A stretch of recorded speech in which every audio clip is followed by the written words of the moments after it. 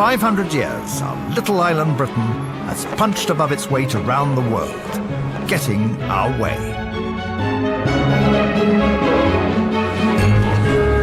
The means to our success, not just gunboats and commerce, but ruthless power broking, Machiavellian manoeuvring, and plenty of charm, diplomacy. Diplomats are the people you don't often get to hear about. It's the kings and queens, the politicians and the generals who dominate the history books. But this series is about my predecessors who championed Britain's interests abroad. Ambassadors and envoys, power brokers and negotiators. You must never forget that it's British interests which you're there to promote and protect. You are constantly having to talk to, make deals with, make concessions to, people who in other ways you are doing things which you thoroughly dislike and disapprove of. You have to be a bit of a schemer, otherwise you can't do the job properly.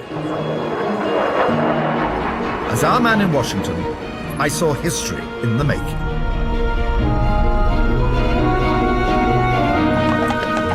Now I am putting myself in the shoes of different diplomats over the last 5 centuries who ensured Britain's rise to greatness and who managed our decline.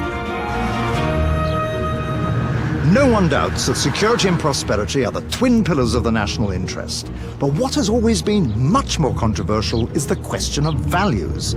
The idea that maybe there should be an ethical dimension to foreign policy.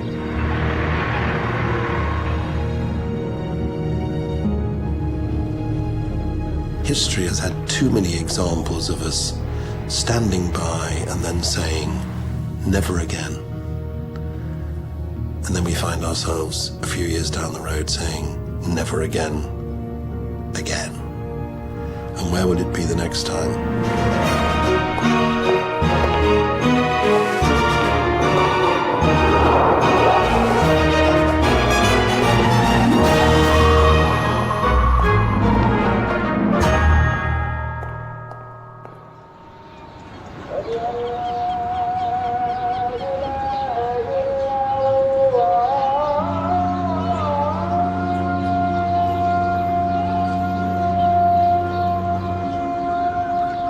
Istanbul, where Asia meets Europe, Islam meets Christendom. The only city in the world to span 2 continents.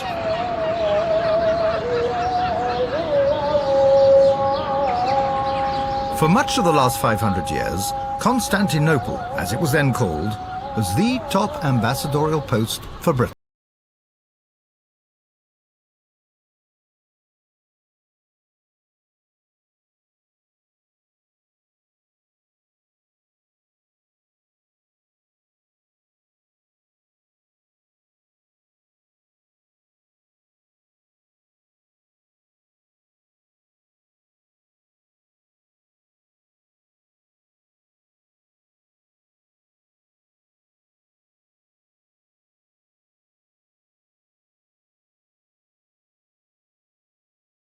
On the ground was Sir Henry Elliot. His official title was Ambassador to the Sublime Porte, named after this monumental gateway which led into the offices of the Grand Vizier of Ottoman Turkey. The Ottoman Empire was an important strategic ally for Britain, and Henry Elliot was tasked with maintaining this special relationship. He did so diligently. He was a rather conventional diplomat, but one experienced and trusted for his quiet firmness. Elliot conducted most of his business from here, Pera House, today Britain's Consulate General.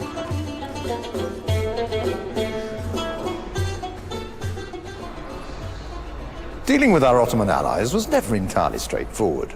There was something to the popular view of sultans and viziers, harems and eunuchs, and layer upon layer of court intrigue. And of course, from time to time, the Ottomans behaved pretty outrageously. The Ottoman Empire was vast. In Europe, it reached far into the Balkans, where its Christian subjects were increasingly restless for independence. The Ottomans suppressed a series of rebellions with savage and exemplary brutality. Worst of all was the treatment meted out to the Bulgarians in April 1876. The news came through to Henry Elliot in a trickle of reports. Some 15,000 Bulgarians massacred, dozens of villages completely destroyed by the Bashi bazooks, Muslim irregulars in the pay of the Sultan, the 19th century equivalent, if you like, of the Janjaweed, wreaking havoc in Darfur, funded by the state and notoriously ferocious. Henry Elliot was appalled. Unarmed men, women and children were slaughtered indiscriminately, sometimes burned alive in the schools and churches where they had sought refuge. A British consular official sent to investigate reported from the small Bulgarian town of Batak. I visited this valley of the shadow of death. The stench was so overpowering. The whole of the main street was a mass of human remains. But the most fearful spectacle was the church and its enceinte. Here the corpses lay so thick that one could hardly avoid treading on them. Altogether, I can hardly describe the horror of the scene.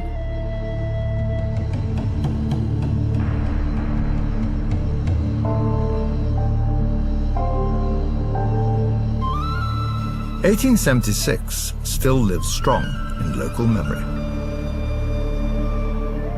А пък свекърми, когато се клали, изкарвали от къщи, той е бил с баба си. Гръмнали зад в гърба, тя паднала мъртва върху него и той останал жив. Обаче някакъв турчин го забелязал и казал, това до музи ще е живо. И почна с ножа да го набожда. Кръв излянала, то се приструвал. Така стоял цели 3 дена и нощи под умрелите. Прадядо, той е опечен жив, зверски от турците, а бил на преклонна възраст около 75 години. И за мен просто това е част от историята, която трябва да се помни, да се предава, да не се забравя, да не се изкривява и за да може никъде по света, на нито едно място да не се случи, да не се повтори. The news from Bulgaria posed a classic foreign policy dilemma. A regime, important to Britain, violates human rights within its own sovereign frontiers. The world is aghast. What is Britain going to do about it? So Henry Elliot did what most ambassadors would have done. He lodged a strong protest with the Ottoman Grand Vizier and reported back to headquarters in London. After that, as far as Elliot was concerned, and until London told him otherwise, it was business as usual. Nothing could have prepared him for the reaction from home. While the government was hearing the news from our man in Constantinople, the public were gripped by reports wired from the killing fields of Bulgaria direct to Fleet Street. The cry went up from Parliament and people alike, something must be done.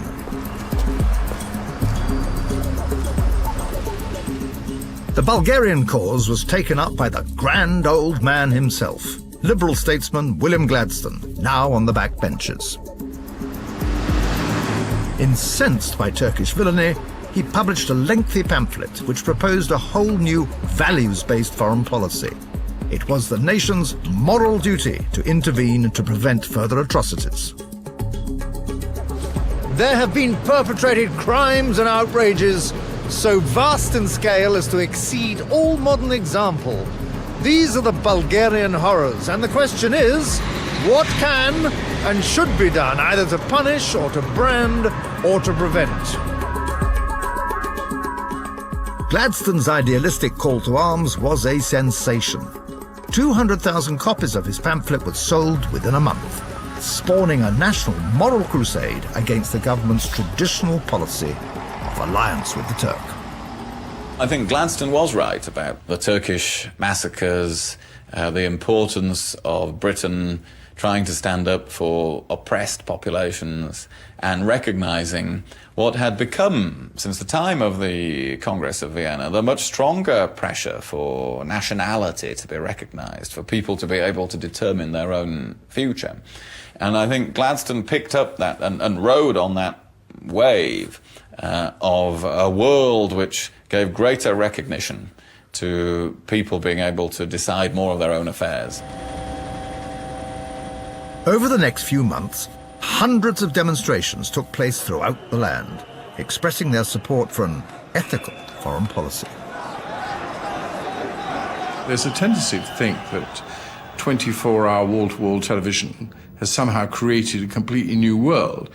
People have been under pressure from the media over foreign policy all through history. It's just different type of pressure. And something must be done is the consistent cry. And sadly, quite often big mistakes are taken in order to respond to this. Press and public opinion have an enormous influence on foreign policy these days. The trouble is that their view of foreign policy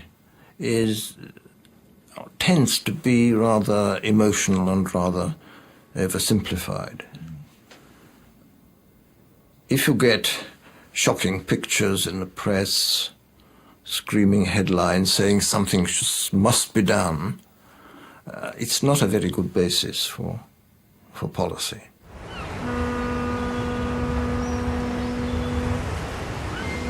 The popular clamour for intervening in Bulgaria took scant account of the strategic interests which underlay Britain's long alliance with the Ottoman Empire.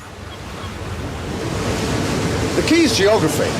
That way, down through the Straits of the Dardanelles, through the Suez Canal, is India. That way, just over the Black Sea, is Russia. You've got to remember that sometimes diplomacy is about choosing the least worst option. And it was an absolute axiom of British foreign policy to prop up the Ottoman Empire against the Russian bear. After all, we'd fought the Crimean War on that principle. So the pragmatic Henry Elliot knew there was good reason to keep the Ottomans on side. And Prime Minister Benjamin Disraeli's government demanded of Elliot a hard-headed, pro-Turkish line. Gladstone versus Disraeli. Idealism versus realism. It's the classic dichotomy in foreign policy. To his horror, Henry Elliot found himself ensnared in the controversy, with the idealists taking direct aim at him. It was shoot the messenger time with a vengeance. He sat down and wrote to London. To the accusation of being a blind partisan of the Turks, I will only answer that my conduct has never been guided by any sentimental affection for them, but by a firm determination to uphold the interests of Great Britain to the utmost of my power. And that those interests are deeply engaged in preventing the disruption of the Turkish Empire is a conviction which I share in common with the most eminent statesmen who have directed our foreign policy, but which appears now to be abandoned by shallow politicians or persons who've allowed their feelings of revolted humanity to make them forget the capital interests involved in the question. I could not have put that better myself, Sir Henry. It's not that you were an amoral diplomat, but that you believed in a higher interest, and abandoning it would not have saved a single Bulgarian life.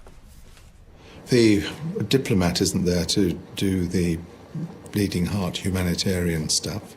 That's not what we're trained to do. We are there to analyse the geopolitical situation, not today or tomorrow, but in the long term. There's a standard debate between idealists, and idealists are good and realists are bad.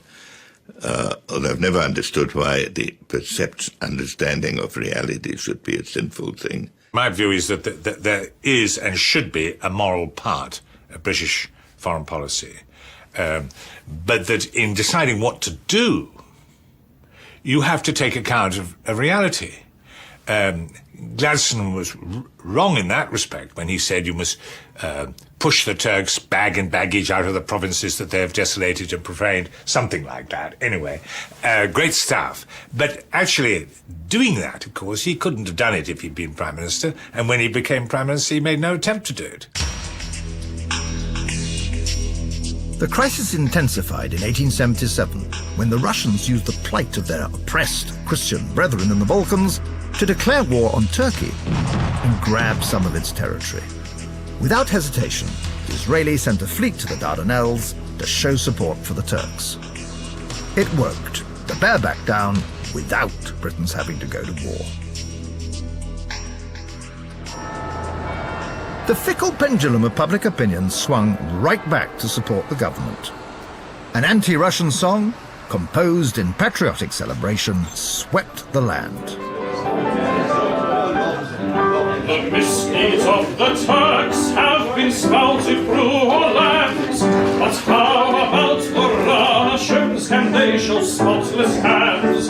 They slaughtered well at Kiev in Siberia icy cold. How many subjects done to death will never perhaps be told.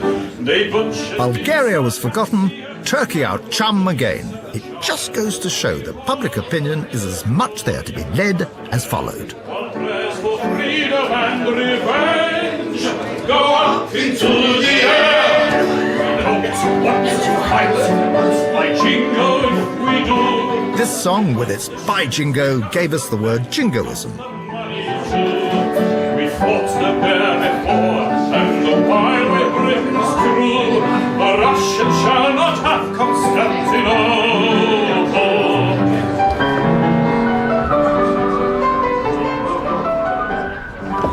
But the turnaround in opinion had come too late for the scapegoat Henry Elliot. However unjustly, his reputation had suffered, and he was transferred to the lesser post of Vienna. Over a century later, the ethical questions raised by the Bulgarian crisis still resonate. Can the world simply stand by when a rogue state brutally abuses the rights of those it governs? Gladstone's answer in 1876 was clear, and so is mine today. Then as now, it would have been easy to look the other way. Easy to argue that bigger strategic issues were at stake than the fate of a few 100,000 people in the Balkans. They were wrong in 1876 over Bulgaria, and they are wrong in 1999 over Kosovo.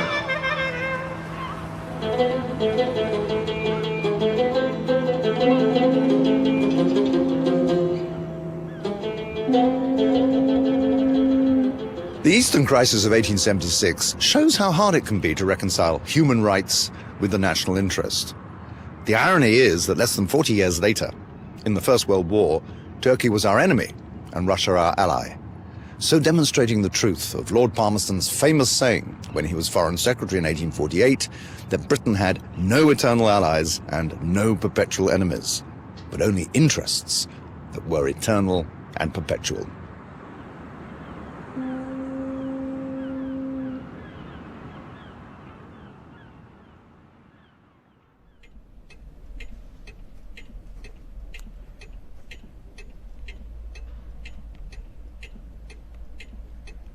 In 1977, I was working in the Foreign Office planning staff, the job to stand back from the daily cut and thrust and think strategically. The new Foreign Secretary, young David Owen, wanted us to integrate human rights systematically into foreign policy, so we planners devised a grid. Every nation in the world was given points against a series of benchmarks, like freedom of the press and the independence of the judiciary.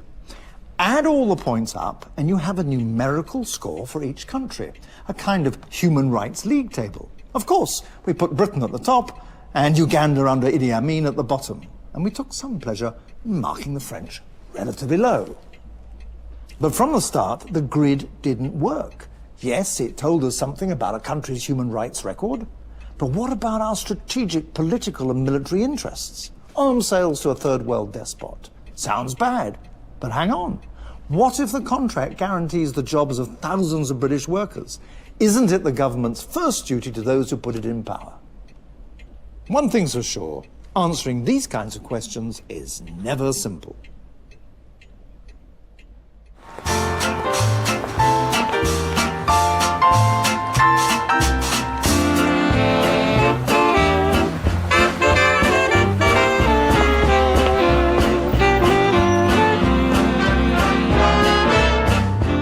On the 1st of December 1925, Europe's statesmen gathered at the Foreign Office in London for what was perhaps the only diplomatic assembly in history over which statesmen waxed lyrical and journalists went into raptures.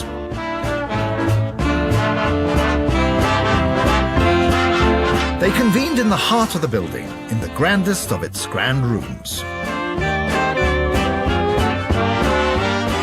The Locarno Suite is named after a diplomatic triumph that seemed to promise a new era of altruistic international cooperation, a new ethical dimension to foreign policy, you might say. The signing in the Foreign Office of treaties previously negotiated at Locarno in Switzerland seemed to herald a new age following the horrors of the First World War. The spirit of Locarno became synonymous with peace, multilateral collaboration, and what was hailed as the new diplomacy. The stiff formality of the pre-war years gave way to a more relaxed, more open, and more accountable way of doing things. Old-fashioned notions like the balance of power, secret alliances, and back-channel negotiation were to be thrown out. Henceforth, international relations would be governed by values, by the principles of human rights, of fairness, and of self-determination for small countries, policed by a League of Nations. Through the new League of Nations, the world's countries would gather in Geneva to make and enforce international laws, acting together to keep the peace through collective security. The idealism at the end of the First World War was based on the idea of a new world order, if you like, a world order in which there would be overarching supranational institutions taken up by a Europe which was sick of war, which was heartily sick.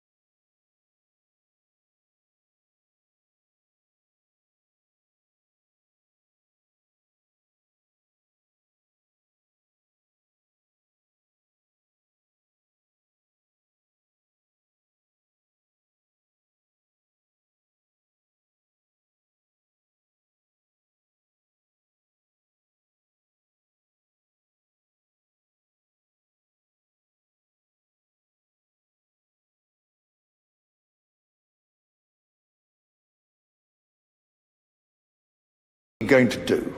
Of course, the idealists of the new diplomacy felt that such aggression could not go unheeded. Collective security meant intervention.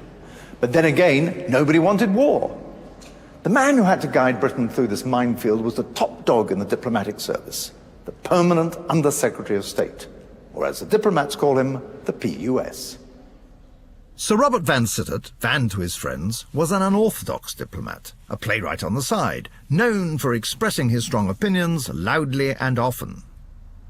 Van Sittert treated the new diplomacy with caution. He was fundamentally an old-fashioned realist, and he felt that the greatest threat to world peace was not Mussolini, but Adolf Hitler. So in Van's eyes, the strategic goal of keeping Italy on side against Germany outweighed the sympathy that he felt for the Ethiopians. He made his thinking clear in this minute of June 1935. The position is as plain as a pikestaff. Italy will have to be bought off, let us use and face ugly words, in some form or other.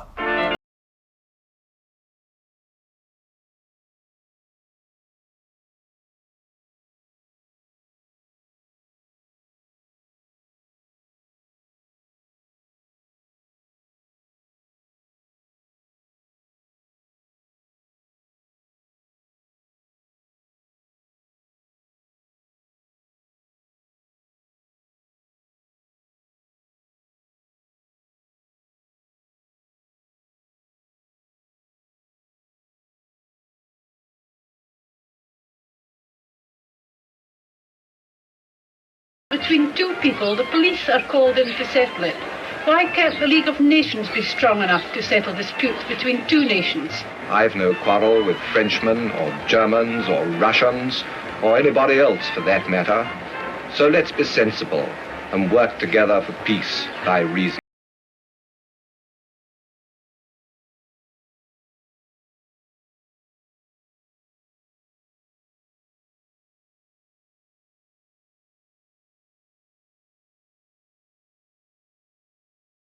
Ballot was an unprecedented survey of public opinion.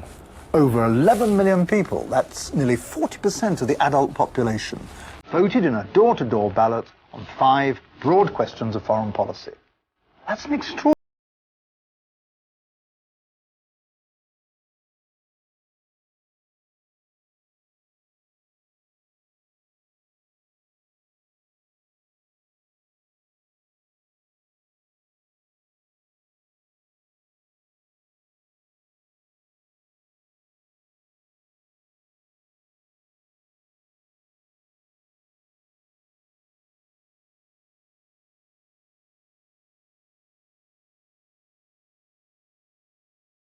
The vast majority voted yes to comprehensive disarmament and to banning the arms trade. Yet, most also conceded that military intervention might be needed in the last resort to resist aggression. So the public wanted the League to stand up for Abyssinia, but it didn't want war, or to give Abyssinia the arms to defend itself. It's a bit like saying, are you against illegal wars? Yes. Do you want to be wiped out in 45 minutes? No. Van Sittert, with his typical pith, called the ballot a free excursion into the inane. And I have to say, as a fellow diplomat, I could not agree more. But it's tougher for the politicians who have to respond to public feeling. I think it's the job of the Prime Minister and the Foreign Secretary in this country, and of leaders in every country, nowadays, to explain and explain and explain again. The efforts to do that in the 30s were pretty puerile, really. Public opinion can get easily led astray. I think the peace ballot in the 1930s was a very good example of that, as was the famous Oxford Union debate on whether we would fight for king and country. It all sounded frightfully goody-goody and desirable, and of course it was. Nobody's against peace. But peace on what terms? Peace on what conditions? Peace is something you have to be prepared to fight for. Unlike Van Sittert, the newly appointed Foreign Secretary, Sir Samuel Hoare, did have to heed the public.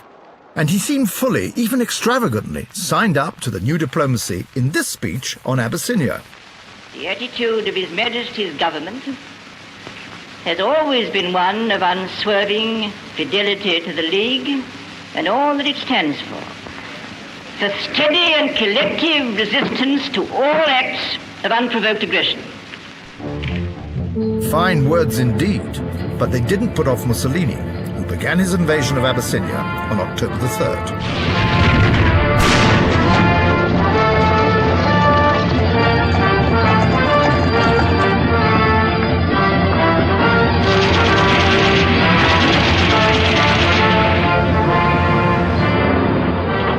The radio station at Addis Ababa continues to send out appeals to the world from the Emperor Haile Selassie.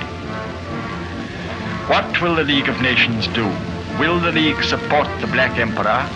Or will Mussolini have his way, his whole way, and nothing but his way? After much discussion, the League of Nations applied economic sanctions for the very first time. This was the League of Nations' only weapon, but it was a half-hearted one. And France and Britain, still anxious not to antagonize Mussolini, wouldn't impose sanctions where they might have hurt most, on oil. So what more could the League have done? Sad truth is, not very much. The drive for peace had been accompanied by a drive for disarmament, and having rejected the military alliances, which were part of the old discredited diplomacy, the League had no way of enforcing its will. It had no military teeth. And without the credible threat of force, fine diplomatic communiques, words about a more ethical and harmonious world weren't worth the paper they were written on. The history of sanctions on the whole has not been happy. We see it in our period with respect to Iran and North Korea. It is very hard to agree on sanctions, and then it becomes even more difficult to enforce the sanctions. And the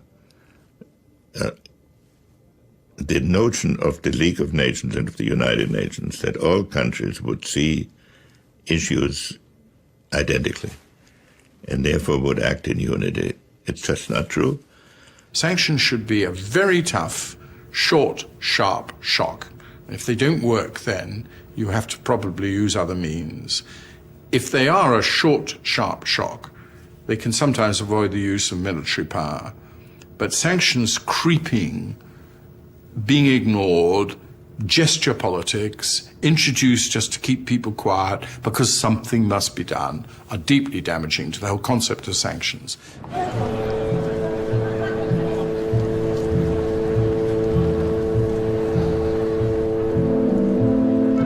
Collective security is only as strong as its weakest link, and in 1935, the weakest link was France. With Hitler and Mussolini on its doorstep, Van Sittert knew full well vulnerable France effectively rendered new diplomacy toothless. In December 1935, Van and Samuel Hoare arrived in Paris for secret talks, for an old diplomacy compromise deal that might end the bloodshed in Abyssinia.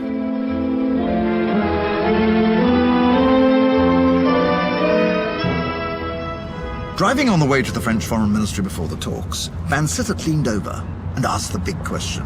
Foreign Secretary, will the government fight Italy over Abyssinia? No, said Hoare. Then you will have to compromise, retorted Van.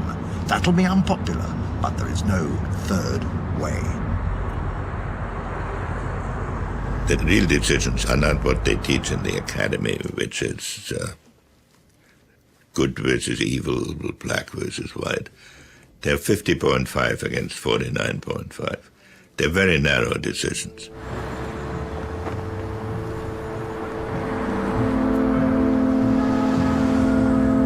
Over 2 days of discussions at the Quai d'Orsay, Van, Hoare and the French Prime Minister Pierre Laval hammered out a proposal for buying Italy off.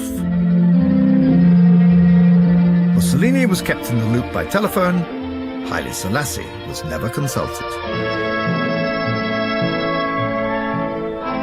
The Hoare-Laval Pact would give Italy a substantial chunk of Ethiopia and a large zone exclusively for Italian economic development.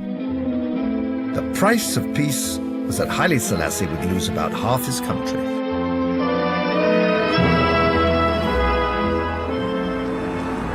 But before the plan could be put to the League, it was leaked to the press, and to the idealists back home, it stank to high heaven. The Hoare-Laval Pact looked to the outraged public like a classic deal of the old diplomacy. Europeans carving up slices of Africa against all the tenets of self-determination and justice that the League and the new diplomacy was supposed to stand for. The public reaction was so hostile that within days the British government did a U-turn, as did the French, and renounced the deal. The pact was dead even before arrival, and with it perhaps any last vestige of a prospect of keeping Italy from alliance with Hitler.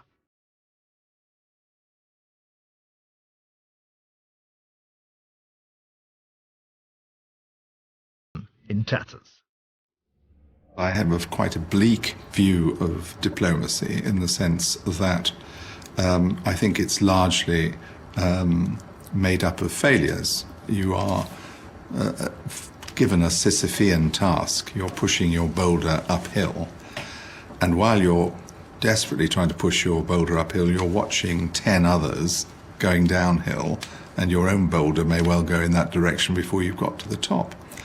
It is a profoundly frustrating career because there is never a moment when you, I think, can clearly say, well, we've sorted that out.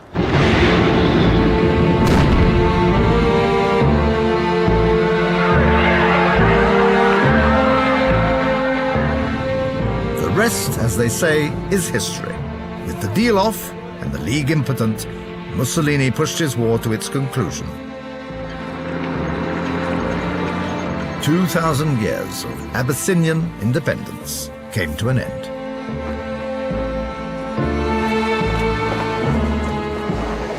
To Geneva on the 30th of June, 1936, came the man without a country. Abandoned by his international friends, Emperor Haile Selassie addressed the League in person. Monsieur le Président, I am here today to claim that justice which is due to my people, and the assistance promised to it 8 months ago, when 50 nations asserted that aggression had been committed in violation of international treaties. What have become of the promises made to me? It is collective security. It is the very existence of the League of Nations.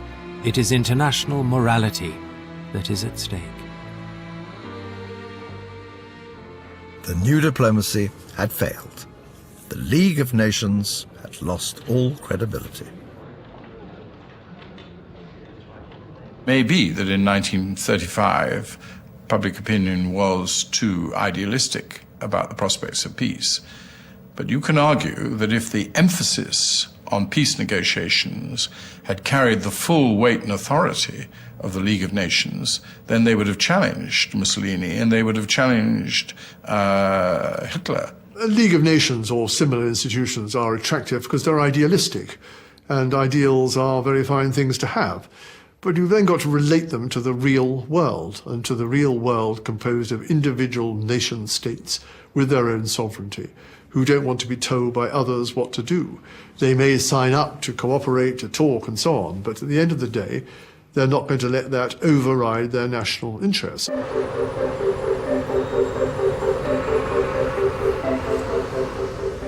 The Hall of Alpact has gone down in history as an act of diplomatic infamy, leaving the indelible stain of appeasement on the Foreign Office.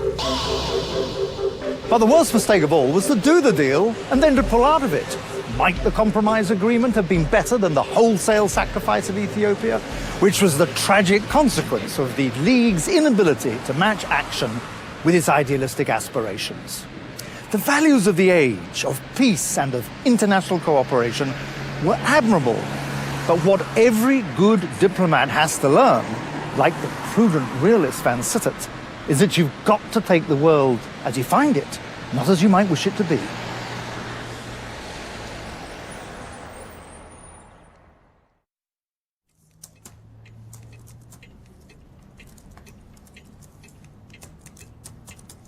In 1999, I found myself cruising the streets of Chicago in a limo with Tony Blair.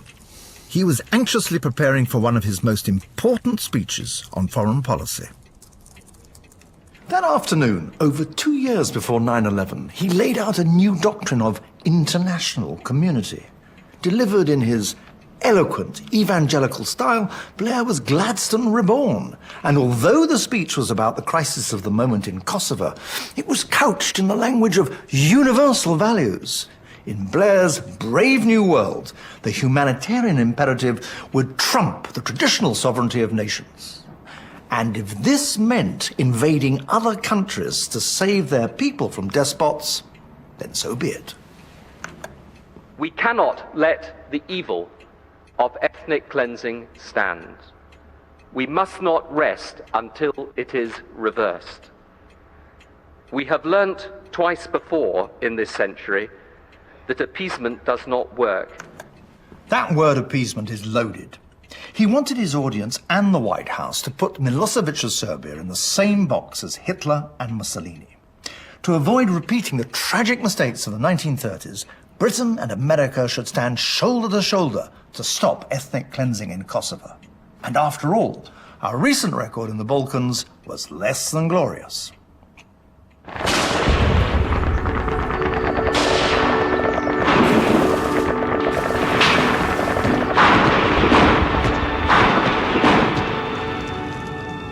In the early 1990s, more than a century after Henry Elliot, British foreign policy was once more dominated by the Eastern question, as the Balkans exploded yet again.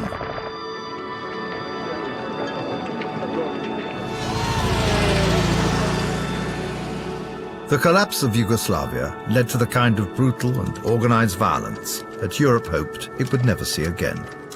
Killings, mass rape, ethnic cleansing, concentration camps.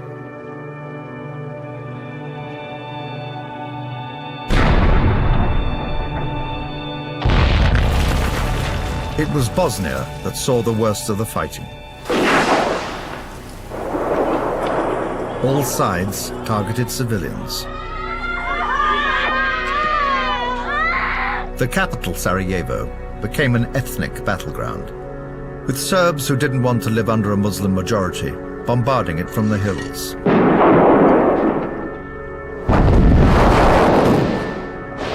This was not the peaceful end of history that was supposed to follow the demise of the Cold War. In Britain, once again, the cry went up, something must be done. Was diplomacy completely bankrupt for failing to stop these horrors on Europe's doorstep? Had we learned nothing from history? As in Eliot's day, the House of Commons was divided between the realists, who didn't want to get involved in a Balkan quagmire, and those who felt that it was Britain's moral duty to stop the bloodshed. But unlike the 1870s, there was no obvious national interest at stake for Britain. The Balkans were, quite simply, no longer an area of strategic importance.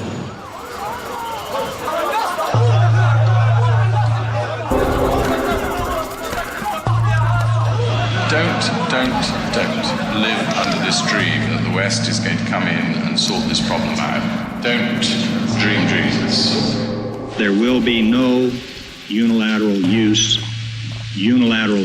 of United States force. As we have said before, we are not and we cannot be the world's policeman.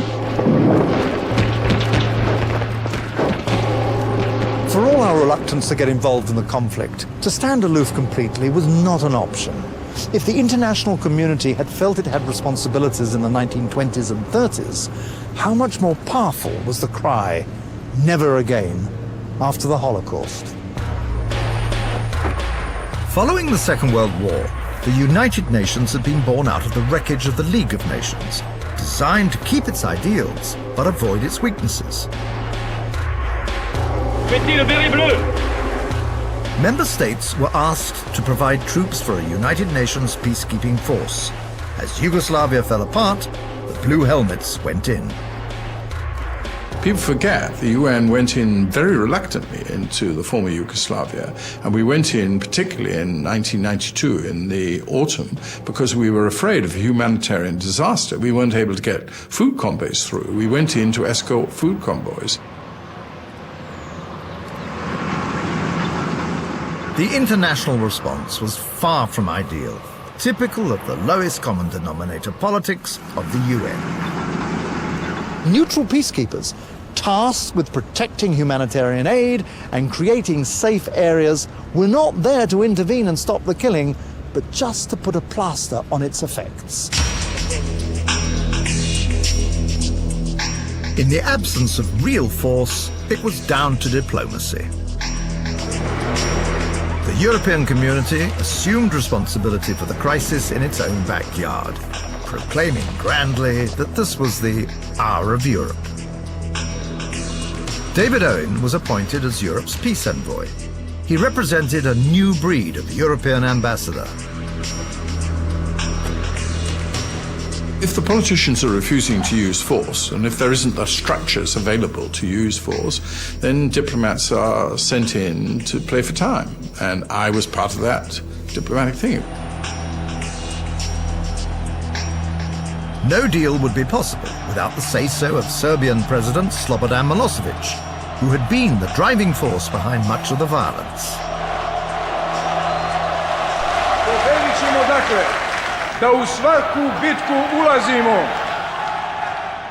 Both the Foreign Secretary, Douglas Hurd, and the European Union negotiator, David Owen, decided that Slobodan Milosevic was not only the problem, but he was probably also the solution to the problem.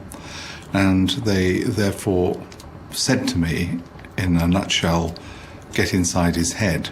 How can we put pressure on him to bring an end to the war? At the time, he was being described in the British media as the most dangerous man in Europe. But in negotiations, you see a different side to someone.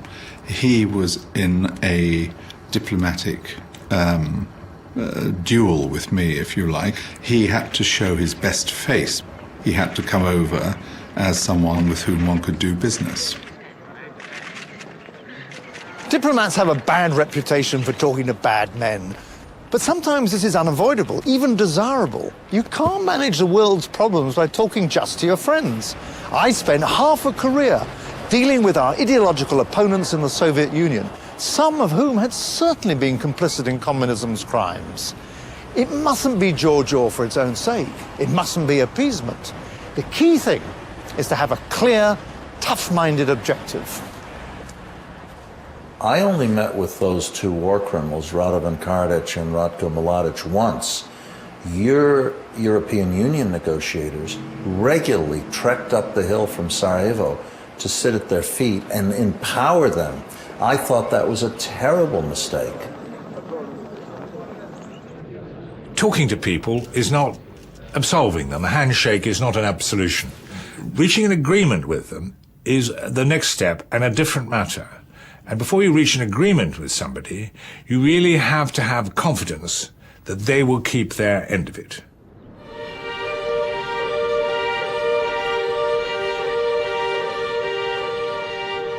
We soon learned that agreements made with the states of the former Yugoslavia weren't worth the paper they were written on. Ceasefires were broken, peace plans negotiated, rejected, and then renegotiated. So it went on for 3 bloody years. From 1994, I was John Major's press secretary, and I used to work in that office there.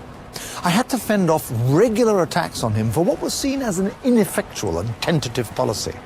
With news images of concentration camps in Europe once again, diplomacy seemed utterly to have failed. But, hobbled by an unheroic United Nations mandate for the troops, there was simply no grand solution to be had. Major certainly couldn't look across the Atlantic for a grand solution. America, seeing Yugoslavia as Europe's problem, had not joined the United Nations peacekeeping force. But as the war dragged on, the Clinton administration began calling for a new policy of airstrikes, which infuriated the European powers whose own troops on the ground would have been put at risk. Well, you know, I began to feel that our problems with the Yugoslavs were almost minor compared with the difficulties of dealing with our so-called allies. It really was a very difficult relationship. Constant carping, criticism, and it always seemed to me absolutely bizarre that the Americans believed that they should control the policy while contributing no troops at all. Imagine if the roles had been reversed. Imagine if the Americans had had 20,000 troops in Bosnia, but the British and French foreign ministers had decided that they would dictate the policy. The American failure to come in earlier was indeed a failure, and there's no excuse for it. But the Europeans share the blame. The Europeans were dilatory, vague, and they allowed the United Nations, all the nations, allowed the United Nations to go in without sufficient mandate. What moved the United States to get involved belatedly and reluctantly was the slaughter at Srebrenica in July of 1995. Srebrenica was a UN-designated safe area where people were supposed to be protected from the violence. But Bosnian Serb forces took the town and told its 20,000 people to leave. These men and boys were separated from their families.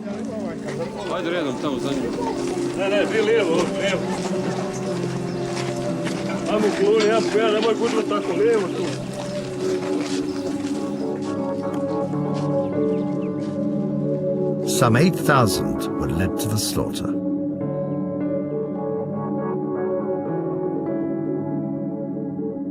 It was the worst single atrocity in Europe since the Holocaust. Several hundred lightly armed UN Dutch peacekeepers did nothing to prevent it. The international community failed the victims of Srebrenica. We had vowed to protect civilians, but at the moment of truth, we cut and ran. It was not the cowardice of the men in the field. They were under strict orders from their political superiors all the way to the top to avoid getting involved in the fighting. The practical consequence of the something must be done mentality, when not backed by credible force, was safe havens without safety. Ignominious disaster. I think this is the lesson of all these interventions, whether it's economic sanctions or military intervention. It should be done with full power and with very clear objectives, and that piecemeal, gradually, a little bit here and a little bit there. We all knew that this pledge to give safe havens in Yugoslavia, the former Yugoslavia, and particularly in Bosnia, was unsupportable. The UN generals told the military, they told the permanent representatives in the Security Council that they were not providing sufficient troops. Now, it was a disaster waiting to happen, Srebrenica. Now, have we learnt the lesson of Srebrenica? I doubt it. I hope we have, but I doubt we have. When Yugoslavia was being dismembered, 220,000 people in Bosnia were murdered. People driven from their homes, villages burnt down, children butchered, women raped, and Europe did bugger all. And I think that was a terrible, terrible moment in our history, in Europe's history. It mattered much more whether the Americans were doing anything than whether we were prepared to do anything. It mattered much more what the Americans wouldn't do than what we would do. And that puts a terrible, terrible spotlight on the difference between European rhetoric and European reality. And we've got, if we want to be taken seriously in the world, we've got to do something about that gap, and we must never, ever let something like that happen again.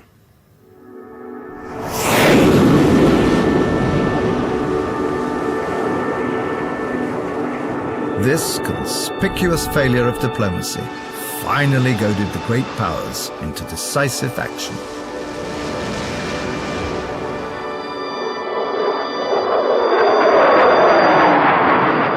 Just 3 weeks of sustained NATO, mainly American airstrikes, finally helped force Milosevic and the Bosnian Serbs to the negotiating table. A deal struck in Dayton, Ohio, ended more than 3 years of war. So far, it has held. Genocide had happened on our doorstep in an era when we had said, never again.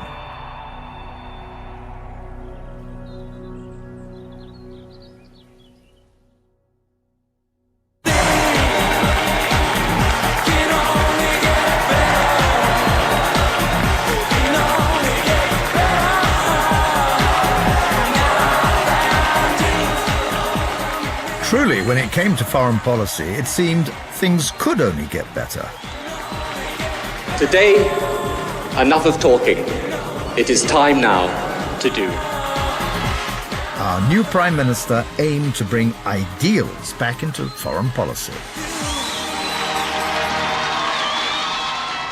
Tony Blair, like Gladstone before him, proclaimed a moral mission, a desire to use power to do good.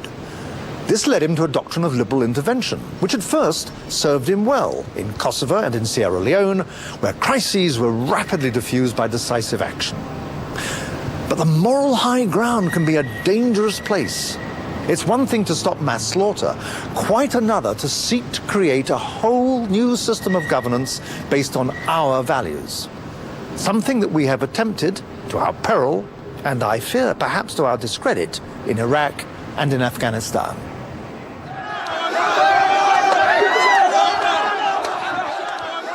These recent wars have not just been about humanitarian intervention. They're a far grander attempt, post 9/11, to try to spread democracy. The willingness to intervene in acute situations is a good thing, and I think Tony Blair's willingness to go into countries like Sierra Leone was right. The trouble is, you then have to weigh up, well, what about the situations we're not going to go into, which may be even worse? Look at what happened in Rwanda, in Burundi. We all stood by as over 1 million people were massacred. It's very easy to do what Tony Blair did and President Clinton did, to go and say, oh, these things will never happen again. They will happen again. And we won't always be able to intervene. It won't always be sensible to intervene. Sometimes by intervening, we will kill more people and postpone peace instead of solving it.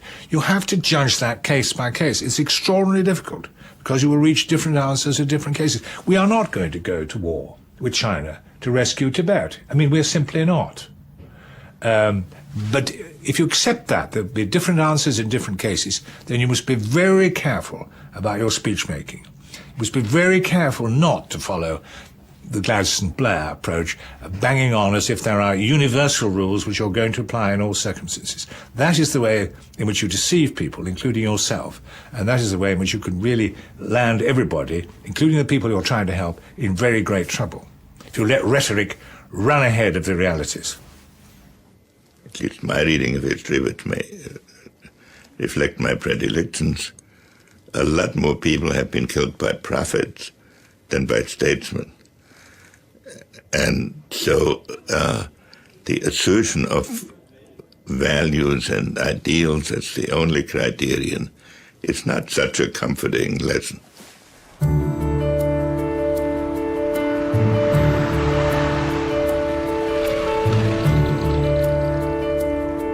So do values have a place in foreign policy? Of course they do. But when values become detached from reality and tip over into ideology and messianism, the first casualty is the national interest. Perhaps the hardest lesson of all is to recognize the limits of our power and the danger of unintended consequences. Who paused to think in March 2003, as America and Britain invaded Iraq, that the strategic beneficiary would be Iran?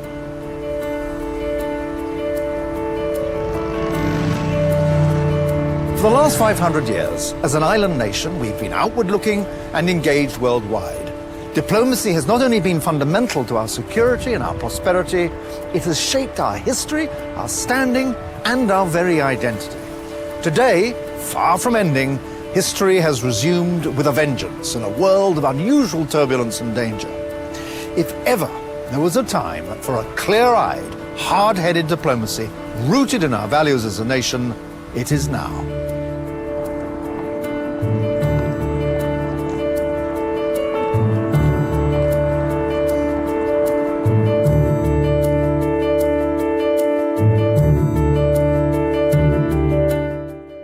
And our Corridors of Power season continues here on BBC4 on Thursday night with the final episode of The Great Offices of State. And tomorrow at 9, don't miss our brand new drama as Anna Maxwell Martin and Brian Cox star in On Expenses. Next tonight, a murder victim memorialised in brand new award-winning Storyville.